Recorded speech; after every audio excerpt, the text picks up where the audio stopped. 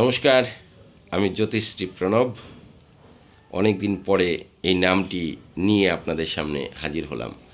জ্যোতিষ শ্রী প্রণব একটা সময় উত্তরবঙ্গ বা গৌরবঙ্গ বেশ প্রচার বা প্রসার।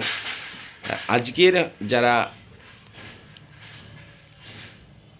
প্রজন্ম তারা হয়তো বা আমার নামটি সেরকমভাবে জানেন না, কারণ এখন আমি সেরকমভাবে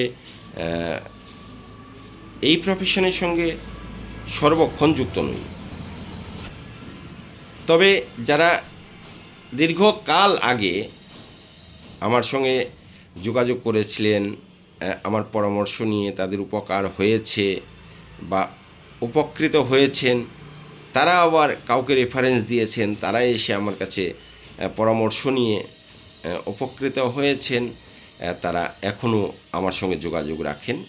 তো আপনি যদি মনে করেন যে জ্যোতিষ সংক্রান্ত সমস্যায় আপনি জর্জরিত বা আপনার মাইন্ড অ্যাকচুয়ালি জ্যোতিষ একটা সাবজেক্ট, এটা মনোবিজ্ঞান বলতে পারেন বা কাউন্সিলিং বলতে পারেন, বা আপনি যখন আপনার সাফল্য বা আপনার কাজগুলো যখন হচ্ছে না, নিজেকে অসহায় মনে হচ্ছে, কোথাও যেন ঠেকে যাচ্ছেন, এই সমস্ত জিনিস যখন একটা মানুষের মধ্যে দেখা দেয়, তখনই কিন্তু মানুষ জ্যোতিষীর শরণাপন্ন হয় বা জ্যোতিষীর কাছে আসে।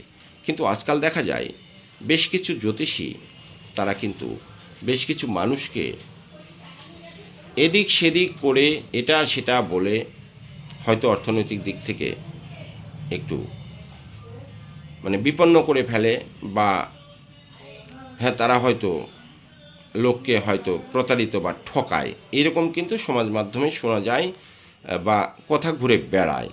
তা আমি বলবো, এই পেশার সঙ্গে যারা যুক্ত, যারা পেশাগত দিক থেকে এই জ্যোতিষী বা জ্যোতিষ সংক্রান্ত বিষয় নিয়ে মানুষকে পরিষেবা দেবেন এরকম চিন্তাভাবনা করছেন, তাদেরকে বলবো যে এটাকে আরও বেশি সুন্দরভাবে বা স্বচ্ছতার সাথে যদি মানুষকে পরিষেবা দেওয়া হয়, এটা কিন্তু একটা পরিষেবা।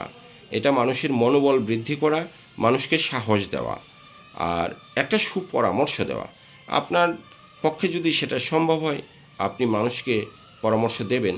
যদি মনে হয় যে না, এই পরামর্শটা আপনার পক্ষে দেওয়া সম্ভব নয়, আপনি নিশ্চিতভাবে তার সামনে বলুন যে আমি এটা পারছি না, আমার পক্ষে এটা সম্ভব নয়। তো এই সমস্ত জিনিসই আপনাদের কাছে থাকছে। আর যারা সমস্যার সম্মুখীন হয়েছেন, যারা এই সমস্যায় জড়িয়ে গেছেন বা আছেন বা বিশ্বাস করেন, এটাকে অনেকে কুসংস্কার বলে, অনেকে বলেন যে এর সঙ্গে বাস্তবতার কোনো মিল নেই, এর সঙ্গে বিজ্ঞানের কোনো সম্পর্ক নেই। এটাও সত্যি। আর এটাও সত্যি যে সব কিছু বিজ্ঞানের দ্বারা বিচার করলে তো তাহলে হাঁটাচলা করাই সমস্যা। আমরা একটা বিশ্বাস নিয়ে পৃথিবীতে বেঁচে থাকি, আর বিশ্বাস আমাদের মনের একটা শক্তি যোগান দেয়।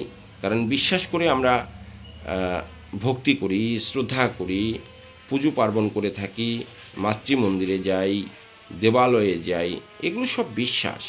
কাজেই বিশ্বাসের উপরে এই পৃথিবীতে কিচ্ছু নেই। মানুষের মনে যখন দুর্বলতা চলে আসে, মানুষ যখন একটু নিজেকে অসহায় মনে করে, তখনই কিন্তু মানুষের কাছে যায়, এবং তারা যায় একটা ভালো শক্তি নিয়ে ফিরবে, বা ভালো পরামর্শ পাবে, ভালো কথা শুনবে, কাজটা সফল হবে, সাকসেসের একটা রাস্তা খুঁজবে, সেটা উদ্দেশ্য নিয়েই যায়। আর আজকাল তো অ্যাকচুয়ালি দেখেন, একটা জ্যোতিষ যারা যারা অ্যাস্ট্রোলজি করে, তাদের অ্যাকচুয়ালি বিশেষ জ্ঞানের প্রয়োজন হয়। বর্তমান যে সমাজ ব্যবস্থা, বর্তমান যে বিজ্ঞান, সেগুলোর সঙ্গেও কিন্তু তাল মিলিয়ে, সমাজ জীবনের সঙ্গে তাল মিলিয়ে কিছু কিছু কথা মানুষকে অভয়বাণী দিয়েও কিন্তু চলা প্রয়োজন। তাহলে পরে একটা মানুষ মানুষকে আগে বুঝতে হবে, মানুষের মন বুঝতে হবে আসলে তার সমস্যাটা কি, তিনি কি সমস্যা নিয়ে এসেছেন, তার সমস্যাটা কীভাবে সমাধান করে দেওয়া যায়। অ্যাকচুয়ালি সেটা মানে আদৌ এটা অ্যাস্ট্রোলজি বা এই সমস্ত বিশ্বাসের সঙ্গে শুধু থাকলে পরে সমাধান হবে কি না সেটাও বুঝে তাকে জানিয়ে দেওয়া ভালো যে না, আপনি এটা অন্য কিছুর সঙ্গে পরামর্শ করেন বা অন্য কারোর সঙ্গে পরামর্শ করেন। কারণ সমাজে বিভিন্ন মানুষ রয়েছেন, অনেক শিক্ষিত মানুষ রয়েছেন, জ্ঞানীজন, গুণীজন, সাধুজন, সজ্জন, সুশীল সমাজে প্রচুর শিক্ষিত মানুষ রয়েছেন।